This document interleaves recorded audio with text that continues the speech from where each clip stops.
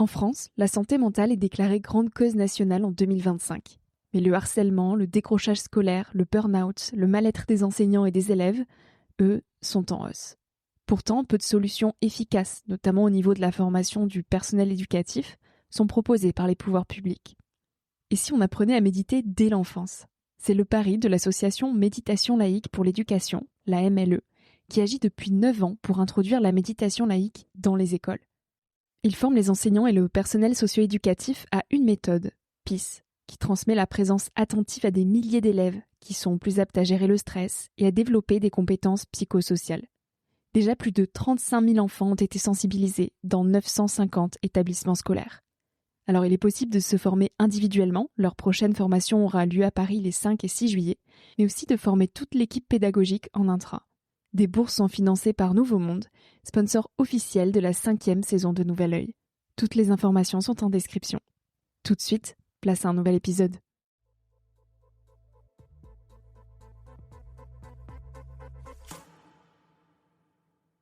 C'est comme si le minimum avait augmenté. Pour être satisfait, maintenant, il faut au minimum avoir une bonne situation, une voiture, un téléphone portable. La base est assez haute.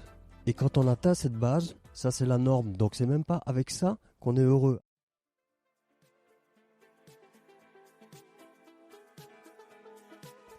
Hello, moi c'est Victoria, une éternelle optimiste qui tente de placer l'émerveillement au cœur de l'écologie. Chaque semaine, je tends mon micro jaune à une personne qui m'inspire pour poser mes questions sur ce qui fait nos vies. À travers le parcours audacieux de mes invités, je questionne la confiance en soi, le sens d'une vie, l'amour, la liberté, l'écologie, bref, autant de sujets qui traduisent un monde qui bouge et qui rythme nos vies. Tout de suite, je t'invite à emprunter un nouvel œil pour regarder le monde et la vie sous un autre angle.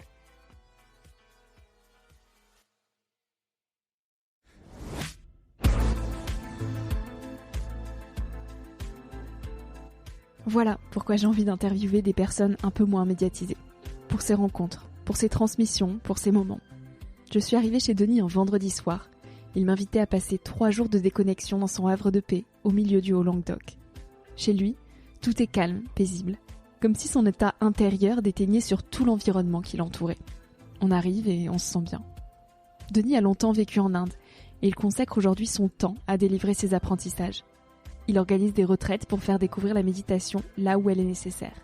Il organise aussi chaque année le festival Dharma Techno. Et plus récemment, il vient d'écrire un livre pour apprendre à méditer aux détenus. Alors ce dimanche matin-là, il est arrivé avec le café. Il faisait beau, même chaud. Les oiseaux chantaient et ça sentait le printemps dehors. Alors on s'est dit, pourquoi pas enregistrer l'épisode en plein air. L'odeur du café et le chant des oiseaux ont accompagné notre échange. C'était fluide, profond et un peu déconcertant. Qu'est-ce qu'on apprend dans la solitude ? Comment apprivoiser le silence ? Bref, avec Denis dans cet épisode, on parle de la place du silence, de méditation et de paix. J'espère que cette écoute t'invitera à renouer avec le temps long. Là, tu m'entends là ? Tu m'entends dans ton casque ou bien c'est quoi que tu entends dans ton casque ? Tu t'entends toi ? Je t'entends toi et je m'entends moi. Ah d'accord. Je nous entends. Mais écoute, quand tu es prêt, on peut y aller, Denis. Eh bien, je suis prêt, Victoria. C'est parti. Bon, on va pas faire semblant, on a déjà commencé notre discussion depuis pas mal même de jours. Je suis accueillie chez toi depuis vendredi. Donc je suis chez Denis Roberecht. Est-ce que je prononce bien ? Ah non, c'est Roberecht. C'est comme un X en fait. Il y a 4 lettres pour faire X. C'est un peu dommage, mais ouais. On est dans un petit havre de paix près de Béziers. Et tu es enseignant de méditation. Si on veut le dire en un mot, une casquette, c'est... Voilà, pour faire facile. Pour faire facile. Tu es le fondateur de Dharma Nature et cofondateur de Dharma Techno. Tu vas nous en parler. Mais au-delà de ces casquettes, j'aime demander à mes invités comment est-ce qu'ils se décrivent avec des verbes. Avec des verbes. Qui es-tu au-delà de ce que tu fais ? Curieux. Passionné. Alors, c'est pas des verbes, ça. Ça te va ou pas ? Ça me va, des mots. Bon, okay. Tant que tu me dis D'accord. pas, j'enseigne la méditation et je suis fondateur voilà. de Dharma Techno. Ok. Passionné. Enthousiaste. Un papa. Je me sens chercheur. Chercheur de quoi ? Ouais. Chercheur Chercheur. Alors là, on va tout de suite rentrer Ah oui. dans les grands sujets. Mais tu sais que la question qui Mm. arrive, elle va encore Ouais. plus te mettre dans le bain, D'accord. donc c'est une D'accord. prépa là. Alors, encore quelques mots. Je me sens voyageur éternel, un petit peu aussi, jamais tout à fait arrivé. Qu'est-ce que la vie t'a appris jusqu'à aujourd'hui? Ouh, Je t'avais dit que la question qui Ah arrivait ouais. était encore plus épineuse. Je te Euh, rassure, tous les invités y passent à cette Ouais, question. d'accord. Alors, qu'est-ce que la vie m'a appris? Eh ben, énormément de choses, mais là, ce qui me vient à l'esprit, c'est l'humilité. Plus j'avance donc chercheur, et plus j'avance dans mes recherches, plus j'ai l'impression de découvrir quelque chose d'immense, et donc de connaître de moins en moins. Là, on est près de Béziers, dans le Haut-Languedoc, Mhm. mais tu n'as pas grandi ici. Toi, tu es né en Belgique et tu as eu ton enfance là-bas. Ouais. C'était comment de grandir en Belgique? C'était bien, on avait une belle maison, un ancien corps de ferme. Mon père était parti, j'ai grandi avec ma mère et elle avait vraiment un style de vie très très ouvert. Donc on avait plein de jeunes qui passaient chez nous. Des jeunes, moi j'ai grandi donc dès que j'avais 4 ans, 5 ans, 8 ans, 10 ans, je voyais des gens de 20, 30 ans qui venaient et qui passaient tout le week-end à faire de la musique et à faire la fête chez nous et puis à venir nous aider aussi parce qu'il y avait énormément de travaux à faire dans cette ferme. Et donc, oui, c'était bien, c'était une vie très très ouverte. Après, il y avait l'école. Bon, voilà, ça fonctionnait pas du tout pour moi, ça m'intéressait pas du tout. Donc, du coup, c'était toujours un peu pénible. Je le vivais pas spécialement mal, mais bon, c'était comme des temps morts. Voilà, ma mère était un peu dépassée aussi, donc j'étais super libre. En fait, je faisais un peu ce que je voulais. Ça a bien fonctionné dans ma construction. En fait, ça fonctionne pas toujours pour tout le monde, mais ça a bien fonctionné pour moi. Tu as fait des études après? Non, alors les études, ça a pas fonctionné pour moi. Donc j'ai arrêté assez tôt. Et puis j'ai fait un contrat d'apprentissage en photographie que j'ai aussi raté. Alors en photo, ça allait bien, mais c'était tout ce qu'il fallait étudier autour qui n'allait pas bien. Et puis après ça, j'ai commencé à travailler très tôt. Dans quoi? J'ai commencé dans la métallurgie. Ça faisait un peu Germinal d'ailleurs. J'étais toujours tout noir et tout. C'était un monde incroyable, mais ça m'a appris énormément, hein. Pendant 2 ans, j'ai travaillé. C'était en fait avec des anciens mineurs. Des mines avaient fermé en Belgique. C'était avec des anciens mineurs et c'était vraiment un travail. C'était vraiment très très dur et un côté inhumain et puis au niveau relationnel très dur, très dur. Mais je préfère ça que l'école. Et à cet âge-là, est-ce que tu projetais ta vie dans le futur? Est-ce que tu avais des ambitions particulières? Ouais, j'avais envie de devenir riche. Ouais. Matériellement? Ouais, je cherchais des manières en fait de mieux gagner ma vie et puis même un peu plus tard, j'ai commencé à travailler dans le bâtiment et là j'avais envie d'investir, d'acheter, de revendre et puis de louer. Enfin, j'avais un projet comme ça. Pourquoi vouloir devenir riche? Oh, parce que je pense que c'était une envie d'aisance, de satisfaction déjà, hein. Déjà, elle est toujours là, alors l'envie de satisfaction, mais j'y vais très différemment. Une envie d'aisance, de satisfaction, de sécurité, de regard social, de sensation de réussite.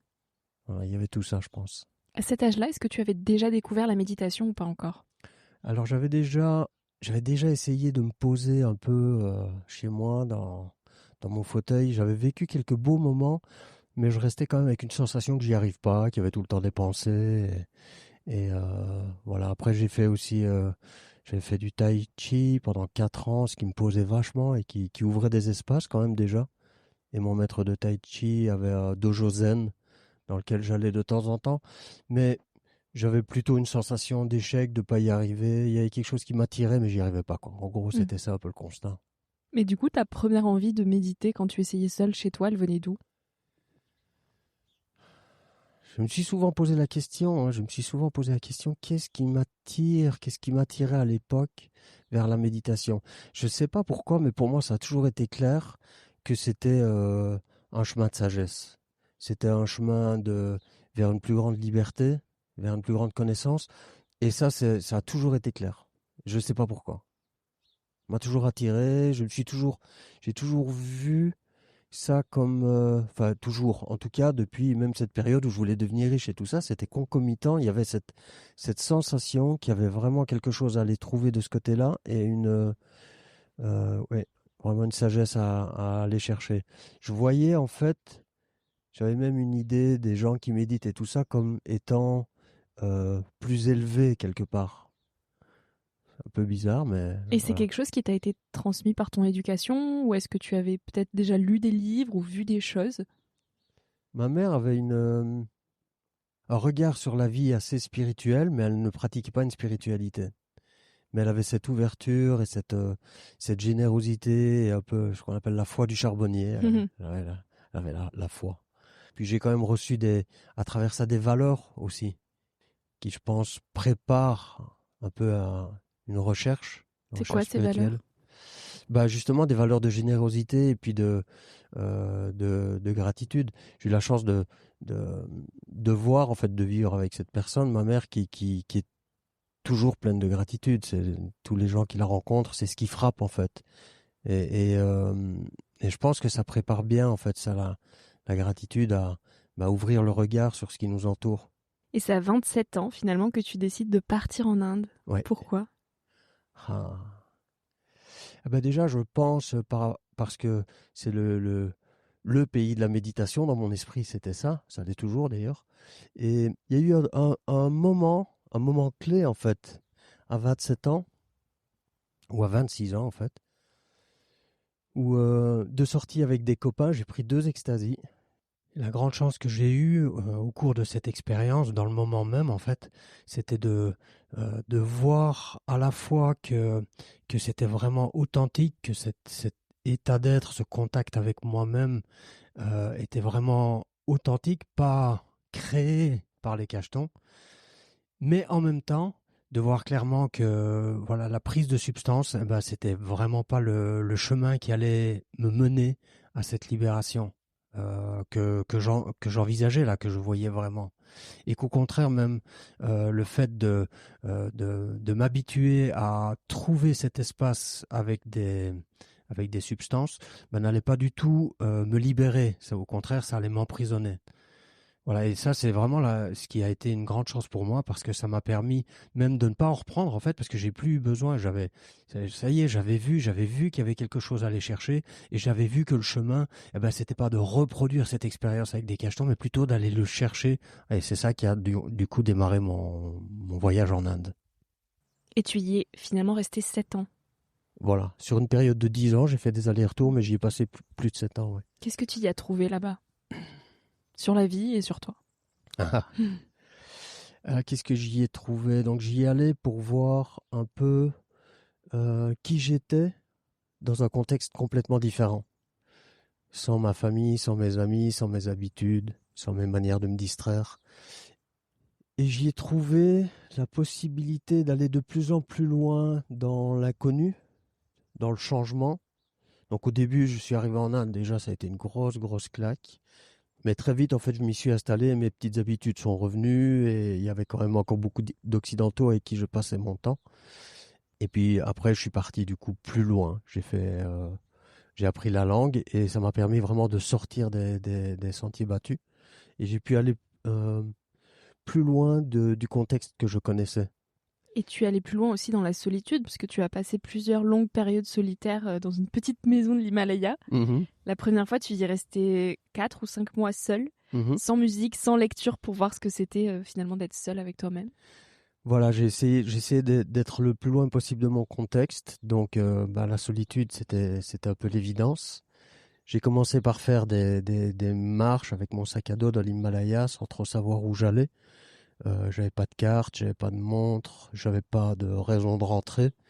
Et j'allais à gauche, j'allais à droite. Quand je voyais une croisée de chemin, je devais décider. Gauche-droite, je me demandais, tiens, qu'est-ce qui décide? Pourquoi je vais plutôt à gauche qu'à droite? Ou le matin, je me disais, tiens, pourquoi est-ce que je marcherais? Je pourrais rester là ou si je vais nulle part. Et c'était un peu une manière d'essayer de me perdre, je pense. Et il y a des moments où je me sentais vraiment perdu. Puis il y avait des moments d'euphorie.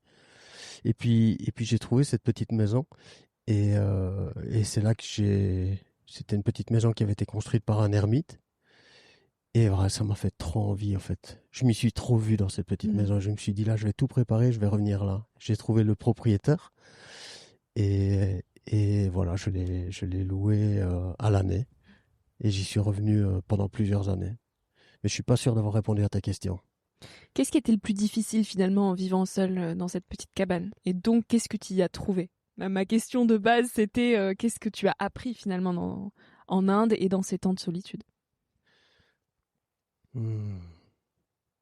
C'est énorme, c'est difficile comme question parce que je sais pas quoi mettre en avant, parce que j'y ai appris tellement de choses. Ces temps de solitude, donc j'en ai fait quelques-unes des retraites dans cette petite maison, et j'ai l'impression que ça m'a construit, ça m'a impacté. Donc en tout, j'y ai passé peut-être plus ou moins un an, et en plusieurs périodes, et, et j'ai l'impression que c'est un an, c'est presque la moitié de ma vie dans ma construction, tellement ça a été important, ça a été dense, alors que c'était souvent très très vide en fait. C'est étonnant cette densité alors que c'était souvent très très vide, il se passait rien. Mais ce que j'y ai appris, ce qui me vient à l'esprit là par exemple, j'y ai appris le contentement, la sensation en fait d'une satisfaction extrême avec presque rien. Et pas comme une philosophie que je veux installer ou que je veux réaliser, mais c'était juste des moments de grande joie à voir la cheminée qui fume et de sensations vraiment de sécurité ou un tas de bois. Si j'avais rassemblé, c'est pas facile de trouver du bois. Hmm. C'est très demandé le bois dans les forêts en Inde. Et donc quand j'avais un petit tas de bois et que je voyais mon petit tas de bois, j'avais des montées de sensations d'aisance, de richesse en fait. Je me sentais riche. Il y a des moments où je me sentais riche et j'avais l'impression que c'était ça que je cherchais en fait, cette envie d'être riche, de voilà, il me manque rien. Et donc là, tu découvrais une autre richesse finalement. Tu t'es écarté de manière très affirmée de cette richesse matérielle que tu enviais plus jeune.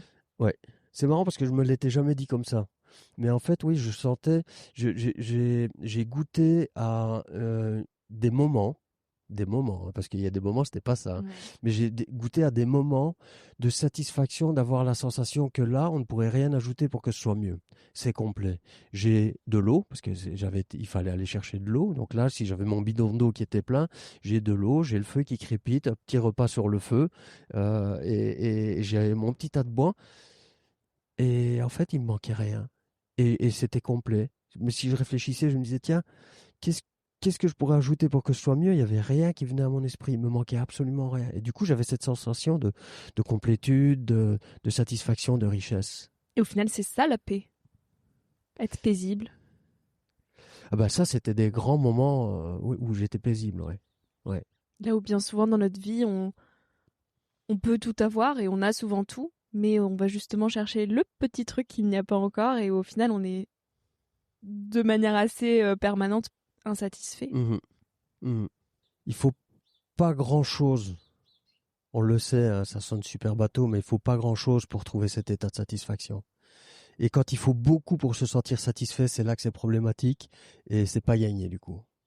Je pense pas qu'on puisse arriver à trouver vraiment un état de satisfaction à travers l'accumulation d'expériences ou de possessions. Je pense pas je pense que c'est un mythe ça. Et c'est un mythe dans lequel on a grandi tous, mais je pense que c'est un mythe cet état de satisfaction. euh, Alors, on le sait, il faut un minimum. Mais après, c'est un état d'esprit, la satisfaction. Et ça passe par la gratitude, la reconnaissance de la chance qu'on a de voir les choses simples. Parfois, je me dis maintenant, c'est comme si le minimum avait augmenté. Pour être satisfait, maintenant, il faut au minimum avoir une bonne situation, une voiture, un téléphone portable. Voilà, il y a la base est assez haute. Et quand on atteint cette base, ça c'est la norme. Donc c'est même pas avec ça qu'on est heureux. Après, il faut plus. Ça c'est la base. Si on n'a pas ça, on peut pas être heureux. Donc quand on a ça, on considère que c'est normal. Alors que c'est quand même déjà incroyable d'avoir une bagnole, un téléphone portable. C'est des objets hyper évolués en fait. Et ça pourrait, je veux dire, je me rappelle en Inde, quand il y avait l'arrivée du téléphone portable, comme ils étaient hypnotisés, les Indiens. C'était presque comme l'arrivée d'un dieu sur Terre. Et du coup, c'était vu comme c'était le Graal d'avoir. C'était vraiment le but ultime. Et, et là, pour nous, maintenant, c'est notre base. C'est même pas remarqué, en fait, qu'on a super de la chance d'avoir un téléphone portable. Non, maintenant, on veut le téléphone le plus gros possible, l'iPhone 17 ou 18 ou je sais plus combien. Ouais. Et du coup, on n'arrive pas à une satisfaction. On peut pas arriver à une satisfaction. C'est pas de cette satisfaction-là qu'il s'agit, en fait. C'est pas la satisfaction des désirs qui amène à ce sens de complétude, je Mais pense. ça, on a beau le comprendre, le dire, Mm. de le vivre, c'est encore autre chose, et de manière plus pérenne, c'est encore autre chose. Et toi, l'outil qui t'aide vraiment à pouvoir ancrer ce mode de vie sur le long terme, c'est notamment la connaissance de toi que tu as pu tisser au fil des années. Qu'est-ce que c'est finalement la connaissance de soi? On en entend un peu parler dans tous les sens aujourd'hui, mais Ouais. toi, comment est-ce que tu le présenterais?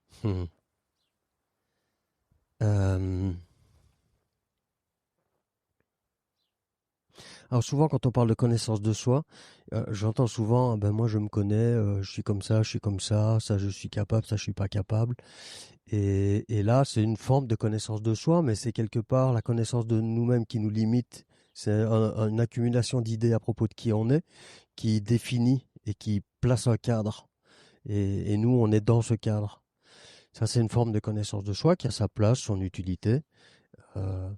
Mais après, il y a une autre forme de connaissance de soi qui m'intéresse énormément, c'est ce qui se passe quand on s'assoit en méditation et que on n'encourage plus le monde de la pensée et que de ne plus donner attention à nos pensées.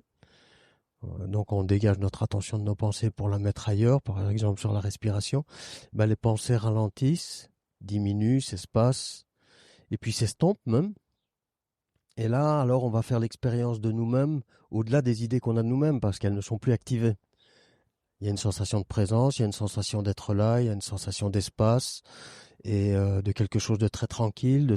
Il y a une sensation de quelque chose de non construit qui n'a pas changé dans le temps, qui était déjà là quand on était enfant. Après, on est devenu plein de choses, mais de cet espace-là, en fait, c'est le même. Lui, il n'a pas changé. Et là, il y a une connaissance de soi au-delà des idées qu'on a de nous-mêmes et au-delà de cette identité construite qui nous est si utile pour fonctionner dans le monde, mais qui n'est pas tout le temps nécessaire en fait et qui n'est pas notre seule réalité. Parce que si toute notre identité construite changeait, cet espace-là ne changerait pas quand même. Il y a un outil évidemment qui aide à la connaissance de soi, c'est celui de la pratique de la méditation. Et toi, tu cherches à la rendre accessible à tous, cette méditation. Tu t'es formé avec plusieurs maîtres, mais aussi à la méditation pour enfants en Angleterre avec Mind with Earth. Et tu es diplômé Mindfulness Training Institute, pardon pour l'accent, pour enseigner notamment la pleine conscience. Et aujourd'hui, donc, avec ton association Dharma Nature que tu as créée, tu œuvres à faire découvrir la méditation là où elle est nécessaire. Donc partout, famille, école et même prison. Pourquoi est-ce que c'est si utile et nécessaire aujourd'hui de propager la méditation partout? Je pense que la méditation, ça a été longtemps réservé à soit des gens très très différents qui ont une pensée qui veulent être hors de la société, ou alors il y a eu tout un mouvement. À un moment, c'était quelque chose de vu comme très hippie, et puis il y a eu vraiment une pensée. Il y avait une association avec des sectes. En fait, ça a toujours été comme des niches pour certains types de personnes, mais pas utile pour la majorité. Alors que je pense qu'on s'est construit en fait une idée de la méditation qui était déconnectée, comme si la méditation c'était quelque chose qui était déconnecté de la réalité. Alors qu'en fait, moi je trouve que la méditation, c'est même en fait la méditation et la spiritualité, c'est marrant à dire, mais c'est quelque chose de très pragmatique. Oui. Je pense que c'est quelque chose de tout simplement utile pour pour avoir, pour avoir des bonnes idées, pour trouver les bonnes directions dans la vie, pour faire les bons choix. euh, et puis pour arriver à cette connaissance de nous-mêmes qui peut nous mener à des endroits de nous-mêmes qui sont méconnus, non construits, comme je disais. C'est même prouvé scientifiquement aujourd'hui. Il y a plein d'études qui ont été faites. Il y a des médecins psychanalystes comme Christophe André qui travaillent sur le sujet et Mhm. qui démontrent que neurologiquement, il y a des choses qui se passent quand on médite et que ça a des réels bienfaits sur notre bien-être et notre santé mentale. Mhm. Ouais. Et je pense qu'en fait, la méditation, du coup, la majorité des gens pensent que c'est réservé à quelqu'un d'autre, qu'il faut avoir une fibre spirituelle ou voilà, ou qu'il faut avoir beaucoup de temps.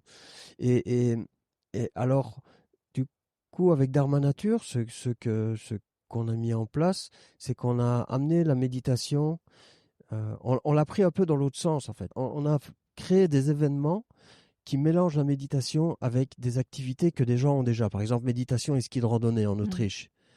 Et du coup, il y avait plein de skieurs, c'est le Langlauf, le ski où on monte avec des pots synthétiques sous les skis et ça permet de faire des sommets.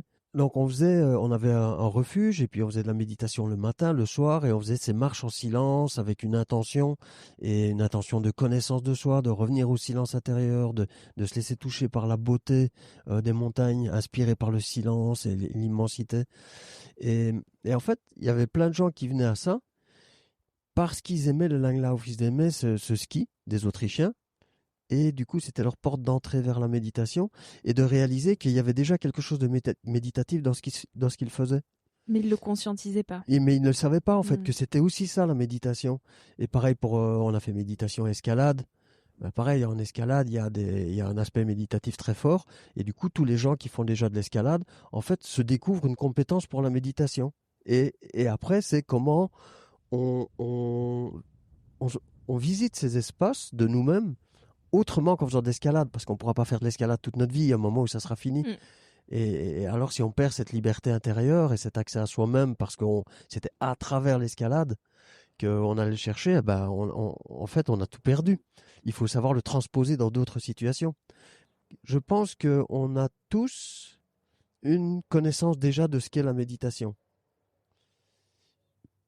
Mais souvent, quand on entend parler de méditation, ça ramène des idées préconçues sur ce qu'est la méditation, qui ferment l'accès à la méditation. On se dit, oh, la méditation, il faut trop de concentration. Moi, je suis vraiment pas bon en concentration.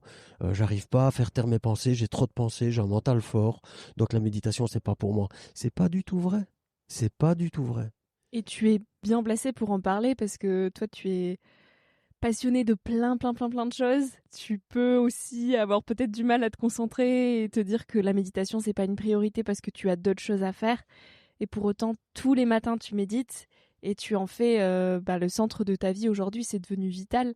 Alors que tu aurais aimé prendre ce temps-là pour aller randonner ou pour lire ou pour faire autre Mm. chose. Mais c'est devenu aussi important, si ce n'est plus important que tout le reste. Donc tu incarnes aussi cet exemple de quand bien même on peut avoir plein de passions, c'est d'autant plus important de méditer pour rester centré et ne pas s'éparpiller partout, quoi. Ouais. Oui, donc je médite le matin. Je me lève tôt. Je me lève avant que mon fils se lève. Et en fait, ce temps-là, c'est un temps que je dédie à un autre espace de moi-même. Donc c'est pas, je vais jamais allumer mon téléphone, allumer mon ordinateur ou travailler. C'est arrivé deux fois. Deux fois. Alors, en général, je me lève entre 4 et 5 heures. C'est arrivé deux fois qu'au lieu d'avoir ma pratique, je me sente obligé en fait de travailler, de faire un truc pour mon activité. Et ça m'a pesé. Ah, j'étais presque triste à ces moments-là parce que c'est important pour moi de dédier du temps à autre chose qu'à la construction de mon histoire, à autre chose que de vivre dans mon histoire. En fait, pour moi, la méditation, c'est ce moment-là, ça va être un moment que je dédie justement à laisser de côté tous mes espoirs, tous mes objectifs, tout ce à quoi je travaille, y compris la construction de mon identité. Hein, toutes ces pensées à propos de moi, de comment je me vois, de ce que je pourrais améliorer, de comment les autres me voient, toute cette construction d'identité qui se fait, c'est pas à propos de ça. Et ces heures-là, ce moment-là, c'est un moment que je dédie en fait au silence. Ce silence dans lequel je me sens exister d'une façon intense, mais pas d'une façon Denis. Juste, il y a juste du silence. Et, et donc c'est une grande partie de ma pratique, c'est pas la totalité de ma pratique, mais c'est de me poser et de n'avoir aucun intérêt pour ce qui se dit dans mon esprit. Mais comment il s'apprivoise ce silence jusqu'à en devenir indispensable? C'est presque une forme de résistance aujourd'hui de lui donner de la place et de l'importance là où on est constamment phagocyté par plein d'informations et de bruit. Ben, en fait, je pense que euh, pour moi, ce qui me motive, c'est que dans ce silence, il y a la sensation de ne manquer de rien. Il y a la sensation de satisfaction et de connaître ça et de d'y retourner encore et encore et d'avoir des moments, même si c'est des moments brefs, c'est pas la majorité de mes méditations, c'est pas des moments où je suis vaste, non construit et avec un esprit complètement silencieux. C'est pas ça qui se passe. Mais c'est des moments, entre des moments plus agités, entre des moments où il y a des pensées, entre des moments où mon projet de la journée, ce que je vais faire dans la journée revient dans mon esprit, je suis assis là, et hop, je me retrouve dans des pensées de qu'est-ce que je vais faire après, mais je n'encourage pas ces pensées parce que c'est pas un temps pour ça. À ce moment-là, si ces pensées s'arrêtent, la sensation est une sensation d'exister d'une façon intense, en dehors de tous mes projets et en dehors de ma personne, et ça, c'est hyper nourrissant. Et quand c'est connu et reconnu, eh bien, à ce moment-là, vient une certaine une motivation, une révérence pour le silence, et de voir en fait sa nécessité, la nécessité de cette manière d'être avec moi-même.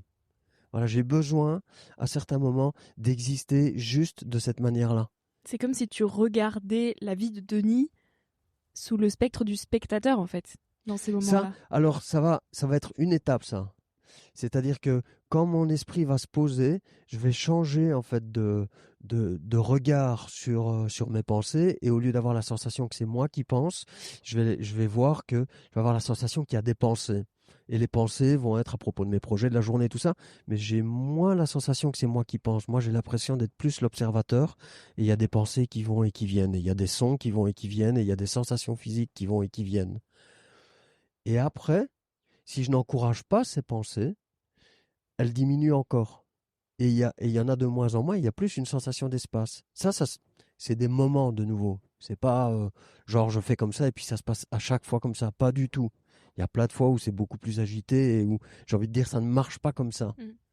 Si je n'encourage pas la pensée, va venir un moment où il y en a presque plus.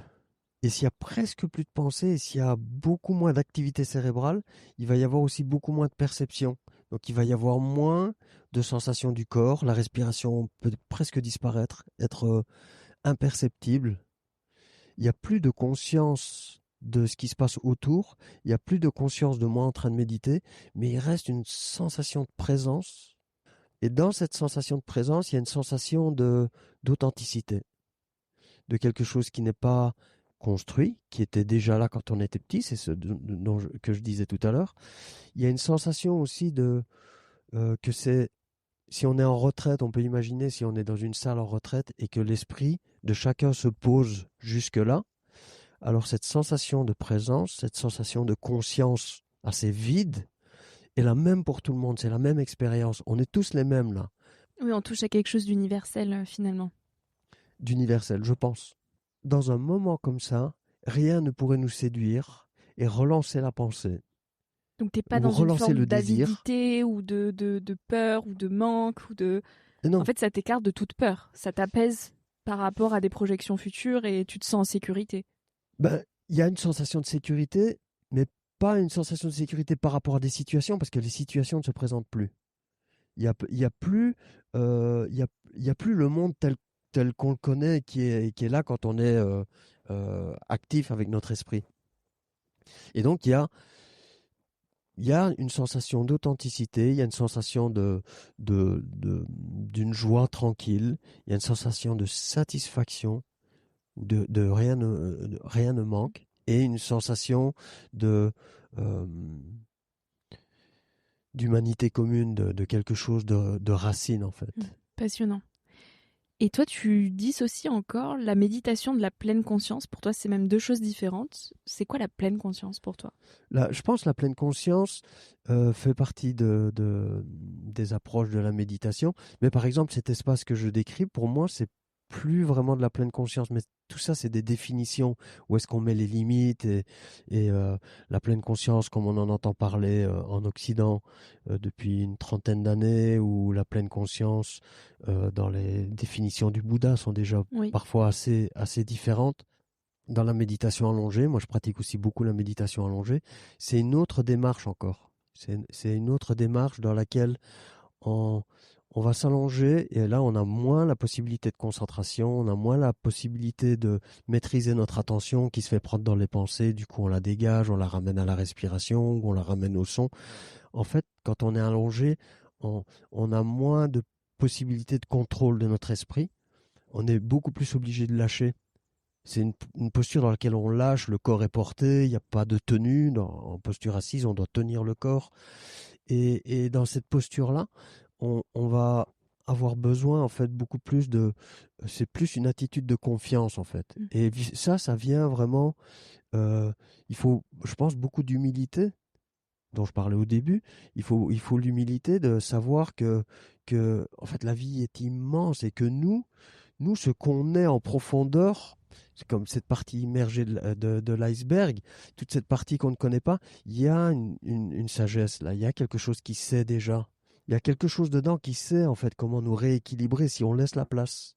Et ça se Mais fait on tout est seul, on n'a pas besoin de contrôler la manière de le faire. Et... Voilà. Et donc on a besoin aussi de contrôler et de toutes ces démarches de bien-être et tout ce travail personnel, il est nécessaire, mais aussi il y a l'autre côté.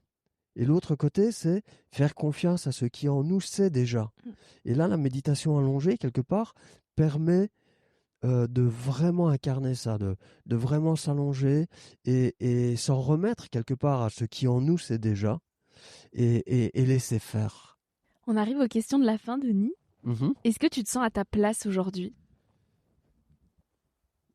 Est-ce que je me sens à ma place aujourd'hui? Mais oui, je me sens complètement à ma place. J'avais une période, je me rappelle, où je me demandais si j'allais être moine ou ermite, ou cette vie d'ermite me plaisait beaucoup, ou bien si j'allais vivre une vie de famille. Là maintenant, je vis une vie de famille, j'ai un fils qui a 14 ans et je me sens parfaitement à ma place. Et puis j'ai vraiment beaucoup de plaisir à rencontrer, je rencontre beaucoup de gens qui cherchent à apprendre la méditation ou à approfondir la méditation et c'est des belles rencontres à chaque fois. Chaque fois cette authenticité. Et je me sens chanceux en fait de pouvoir partager cette passion et d'en vivre. Ouais, je me sens chanceux parce que c'est tout le temps présent en fait dans ma vie. Est-ce que tu sens qu'il y a une demande croissante de la méditation aujourd'hui? Je sens alors quand je suis revenu pour habiter ici, la méditation c'était pas encore très connu. De nouveau, c'était connu, mais dans certains cercles. Et il y avait très peu de gens en France qui venaient à ce que j'organisais. C'était beaucoup des backpackers que j'avais rencontrés en Inde et qui venaient de Et là l'international. maintenant, il y en a de plus en plus. Maintenant, il y en a de plus en plus. Ouais. Pourquoi, selon toi? Qu'est-ce que ça dit de notre société, cette demande? Ça dit beaucoup de choses très contradictoires. Ça parle de mondialisation déjà, d'intérêt pour les autres cultures, de connaissance et d'intérêt pour les autres cultures. Ça dit aussi qu'il y a beaucoup de souffrance et beaucoup d'agitation et qu'il y a besoin de chercher des solutions et que la méditation fait partie des solutions possibles pour poser un peu l'esprit. Ça dit aussi qu'il y a une ouverture sur la nécessité du sacré, je pense. Mais je pense que ça, c'est presque une lame sous-jacente. C'est pas encore vraiment. Je pense que cette crise qu'on traverse aussi nous remet dans l'obligation d'avoir de la révérence pour un verre d'eau, par exemple.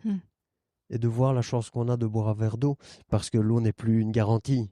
Et quelque part, cette conscience de l'impermanence, comme on dirait dans le bouddhisme, cette conscience de la mort, en fait, et du fait que rien n'est garanti, nous remet dans une instantanéité. Et la méditation va dans ce sens-là. aussi. Et donc je pense que il y a une recherche de comment se sentir heureux avec peu.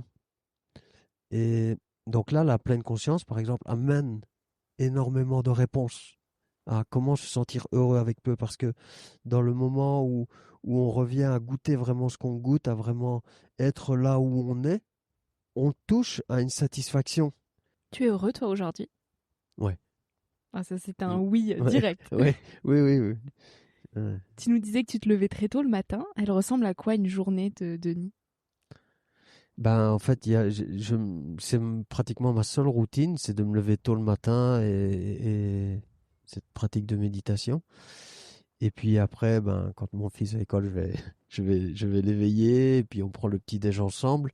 Et puis quand il est parti, je peux avoir des journées, chaque journée est différente. J'ai pas mal de travail, de communication, euh, toute une partie du travail qui m'intéresse peu, en fait, pour faire ce qui m'intéresse et que je dois accepter.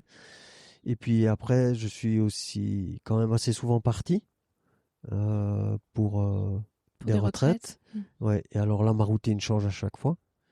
Qu'est-ce que le mot émerveillement t'inspire? Alors, quand je pense au mot émerveillement, déjà ce que je ressens, c'est le cœur. C'est le cœur qui s'enflamme, en fait. Quelque chose d'énorme en moi avec du tout petit. Par exemple, ça peut être une fleur. Et là, je peux passer complètement sans la voir. Peut-être même je peux passer en marchant dessus parce que je suis dans mes pensées. Ou alors, au contraire, je suis dans un autre espace et là, waouh, là, je la vois, là. Et, et, et là, il y a quelque chose qui me transporte. La liberté, c'est quoi pour toi? Ça, c'est un autre thème, ça. La liberté, pour moi, c'est très clairement pas la possibilité de faire ce qu'on veut. Et pour moi, la liberté, c'est la... Hmm. C'est la capacité de trouver un état de satisfaction et de plénitude dans des circonstances qui ne nous conviennent pas. Je répétais ma phrase, la phrase dans ma tête. Ouais, je peux le dire autrement aussi si Non, tu non, veux. bah, oui, pourquoi pas. Hmm. La recherche de liberté, c'est la recherche de comment se sentir pleinement satisfait dans des circonstances qu'on n'aurait pas choisies. Oui. Si on ne peut pas vivre un sentiment de liberté parce que le contexte ne nous convient pas, alors la liberté est un mythe. Mm. Donc en fait, elle ne dépend pas de contexte extérieur, elle est intérieure avant tout. Elle, elle est intérieure. Pour moi, elle est clairement intérieure et c'est quelque chose de nouveau qui se cultive et c'est bien sûr en lien avec la pratique de la méditation. On encourage, dans la méditation, on n'encourage plus les pensées, même pas celles qui nous font plaisir et qu'on a d'habitude, on encourage pour trouver du plaisir. Donc on quitte en fait toutes nos petites manières d'arriver à des satisfactions. On se prive de énormément. Pourquoi? Parce qu'on cherche la liberté. Donc il faut se priver pour être libre. Non, il ne faut pas forcément se priver pour être libre, mais on fait l'expérience en fait de qu'est-ce qui se passe quand on n'a plus toute notre petite stratégie pour arriver à des sensations de bonheur. Mm. Si on s'enlève toutes nos stratégies qui nous amènent à des petits moments de bonheur, mais c'est des petits moments de bonheur assez éphémères en fait, eh ben on les enlève toutes. On enlève tous les petits accès au plaisir quotidien. Eh ben, comme quelque chose en nous cherche le bonheur, il va aller chercher ailleurs. Plus durable, plus profond. Il va aller chercher plus en profondeur et moins dépendant. Moi, je suis heureux si j'ai ceci. Moi, je suis heureux si j'ai cela. Je peux pas être heureux si j'ai pas ceci. Je peux pas être heureux si je ne deviens pas cela. Là, en retraite de méditation, on n'est pas en train d'essayer de devenir quelqu'un parce qu'on ne cultive pas la pensée et d'identité. On n'a pas l'accès à nos manières habituelles d'aller chercher des moments de satisfaction. Donc, il y a une sensation de frustration. Et cette frustration-là, en fait, elle nous pousse à aller chercher un sentiment de complétude et de satisfaction ailleurs que dans le fait de répéter des petits actes du quotidien. Et c'est pour ça que c'est si difficile au final d'avoir accès à ça. Et ça c'est pour demande ça que un c'est effort, difficile. ça demande une rigueur, une discipline et au final personne nous force à le faire. Donc c'est vraiment une volonté personnelle que d'aller creuser ça, quoi. Ouais. Mais du coup, ça donne accès à une liberté parce que quand on a la possibilité de trouver une sensation de bonheur, même si on n'a pas ce qu'on voudrait avoir, à ce moment-là, on n'est plus le jouet d'une société. Et dans n'importe quel contexte, y compris même dans le contexte de la maladie, on peut avoir des moments où on se connecte à cet espace de nous-mêmes qui est pleinement satisfaisant, indépendamment des circonstances de notre vie. On arrive au message de fin de cette interview, Denis. La question signature du podcast, quel message tu aimerais partager à celles et ceux qui nous écoutent? Ah ben, y en a quelques-uns qui me viennent à l'esprit là. Tu peux en partager plusieurs. D'accord. Alors j'aimerais déjà partager le fait que pour ceux, dans les gens qui nous écoutent, il y a probablement beaucoup de gens qui sentent qu'ils ne sont pas vraiment à leur place dans ce qu'ils font, dans leur activité, dans leur manière de vivre et tout ça. Et puis il y a des peurs qui nous empêchent de bouger, de vivre autrement, d'être autrement. Et je pense que le message que je voudrais faire passer, c'est que ces peurs, il faut quelque part les confronter, les dépasser, et qu'on peut vraiment avoir confiance en fait dans quelque chose à l'intérieur de nous qui nous pousse à vivre différemment. Je pense qu'on peut avoir pleine confiance que si on écoute cette voix qui nous pousse dans d'autres voies et sur d'autres chemins, on va vers plus de sécurité. Et que si par peur, en fait, de suivre cette voie, parce que peut-être on va devoir prendre des décisions fortes, peut-être de changer de travail, et que notre travail nous semble être une sécurité, à ce moment-là, la sécurité en nous va grandir. On a besoin de suivre ce qu'on sent qui est juste, et à ce moment-là, il y a quelque chose qui s'aligne, et que quel que soit le contexte, hein, et là, vraiment avec la politique et sociale et le climat et tout ça, le contexte peut vraiment être très compliqué, on le sait. On a besoin de se sentir juste avec nous-mêmes, et à ce moment-là, on aura un sentiment de sécurité, quel que soit le contexte extérieur. Mais si on ne suit pas la voie, notre propre voie, on se met en déséquilibre, on est fragile, et alors là, dans des contextes difficiles, on va pas trouver le chemin en fait pour être heureux. On est obligé de suivre cette petite voix intérieure, ce qui sait en nous ce qu'il faut qu'on fasse. On est obligé de le suivre si on veut se sentir en sécurité, arriver à ce contentement et du coup à être heureux et à se sentir libre. Eh ben, merci beaucoup Denis pour tous ces partages, et maintenant on va méditer un peu. Ça va être l'occasion aussi de peut-être introduire celles et ceux qui nous écoutent à ta méditation. Ok. Donc petite capsule méditative qui sera publiée indépendamment de cet épisode. Merci pour tous ces partages et merci pour ton accueil. Merci pour ce soleil là qui nous a accompagnés pendant cette discussion. Eh bien merci à toi Victoria d'être venue, c'est super. Si ce moment t'a plu et nourri, je t'invite à le partager, à laisser quelques étoiles sur iTunes et Spotify, ou à faire une story sur Instagram en identifiant Nouvel Oeil et mon invité de la semaine pour que l'on puisse te repartager. En attendant de se retrouver lundi prochain, tu peux suivre au quotidien mes aventures directement sur Instagram ou le site internet www.nouveloeil-podcast.com.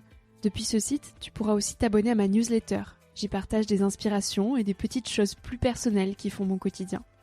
En attendant le prochain épisode, je te souhaite de savourer la vie comme il se doit et surtout de faire des choses folles.